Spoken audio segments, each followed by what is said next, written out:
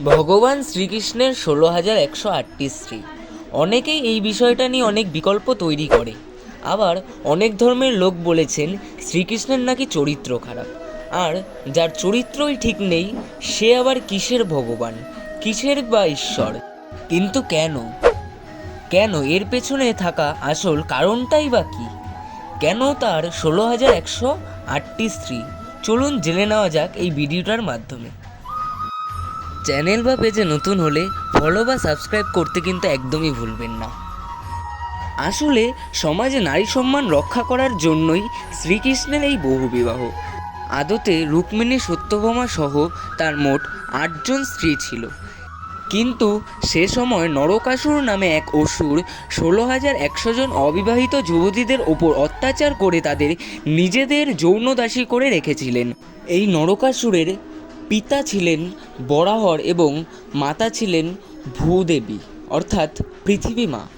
এবং এই নরকাসুরের একটি বরদান ছিল যে তার মা ছাড়া তাকে আর কেউ মারতে পারবে না, তার জন্য তাকে আটকানো সম্ভব হচ্ছিল না কারো দ্বারা।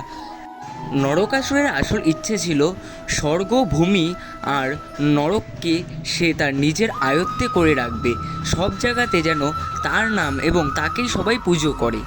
শ্রীকৃষ্ণ জানতো যে নরকাসুরকে তার দ্বারা মারা সম্ভব নয়, তার জন্য তার যে স্ত্রী ছিল সত্যভামা, সে ছিল আমাদের পৃথিবী মাতার মানব একটি অবতার।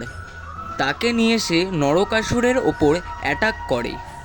সত্যভামার তীরে আঘাত পেয়ে নরকাসুর আহত হয় এবং তারা সেই সময় 16,100 জন যুবতীদের নরকাসুরের হাত থেকে উদ্ধার করে নিয়ে আসেন। কিন্তু সেই সময় সমাজ সেই যুবতীদের ফের মর্যাদা দিয়ে গ্রহণ করতে অস্বীকার করেন। অপমানের জ্বালা সইতে না পেরে আত্মঘাতী হওয়ার সিদ্ধান্ত নেন যুবতীরা। তখন তাদের সামাজিক স্বীকৃতি দিতেই সকলের সঙ্গে বিবাহ বন্ধনে আবদ্ধ হন শ্রীকৃষ্ণ।